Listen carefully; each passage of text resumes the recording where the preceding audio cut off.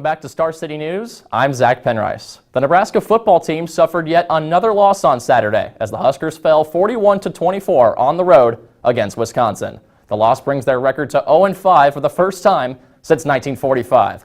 And just to give you a little bit of an idea of how long ago that truly was, that year, World War II ended, a gallon of gas cost only 15 cents, and only 5,000 homes had a television. There's no question we got better this week. The Nebraska football team is off to their worst start in 73 years. However, head coach Scott Frost has seen immense improvement this past week, hinting that the departure of wide receiver Tyjon Lindsey and running back Greg Bell has actually helped his team. Getting to that turning point where the team wasn't going to put up with any more of the culture killers and we're going to become culture keepers. Sometimes you got to lose a couple guys to get to that point. Sometimes you got to maybe bench a couple guys to get to that point. Frost said this change started after the Huskers lost 2 weeks ago against Purdue. Some of the Nebraska players noted the changes they've seen and continued improvement from the team. Our team definitely has a little bit new energy to it. Just believing in ourselves, believing in our coaches, and believing in our teammates. And I think it's just we're on the right track to where we need to go. I think through all the adversity we faced so far, I think the big thing for this team was seeing if we were going to fight or not when we were down, and we knew last year that was the case. So I think right now it's good to see that we are fighting and we know that we're going to compete no matter what the circumstances are. The Huskers continued preparation for their game this Saturday against Northwestern with another practice today. The team will be practicing outside throughout the week as the game against the Wildcats is their only contest this year to be played on grass. The Nebraska Volleyball team's 14-match winning streak came to an end on Saturday after a disappointing 3-1 loss to Minnesota. The Huskers don't have much time to dwell on the defeat as tomorrow they host Indiana before a weekend trip to 9th-ranked Penn State.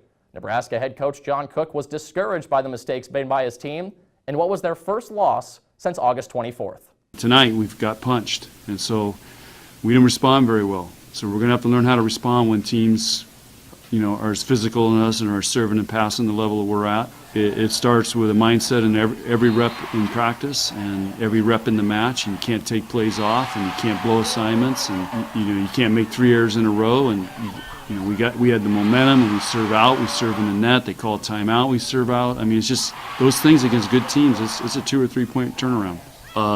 Like I said, they outworked us, they outserved and passed us, and they just outwilled us. And normally we outwill teams, especially at home, and we got outwilled tonight. The Huskers will look to bounce back tomorrow when Indiana comes to the Devaney Center for a 7 p.m. match. You can catch all the highlights of the match on Thursday right here on Star City News. Well, there was history made in the NFL last night. Incredible. That's New Orleans Saints quarterback Drew Brees, who with this 62-yard touchdown passed Peyton Manning as the NFL's all-time leading passer, eclipsing 71,940 career passing yards. The Saints won the game over the Redskins last night 43-19, and Brees, who holds countless league records, now has 499 touchdown passes, which is 4th most in NFL history and only 1 behind Tom Brady. Well, how about that, Drew Brees? And how about Major League Baseball that's currently in the midst of its postseason? At this point, only 5 teams remain. Yesterday, the Houston Astros completed the sweep of the Cleveland Indians with an emphatic 11-3 win on the road to advance to the American League Championship Series. In the National League, the Los Angeles Dodgers defeated the Atlanta Braves last night 6-2 the final score to clinch a 3-1 series win and advancing to their 3rd straight National League Championship Series.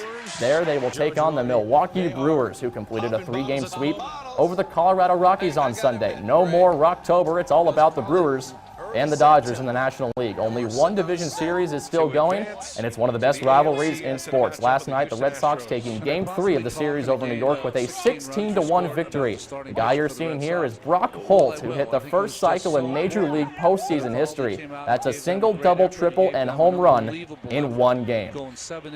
Here's a recap of the postseason so far. Milwaukee, Los Angeles, and Houston have all advanced to the next phase of the playoffs. The Red Sox could clinch that final spot with a win tonight over the Yankees, as New York will look to force a decisive Game 5 in Boston on Thursday.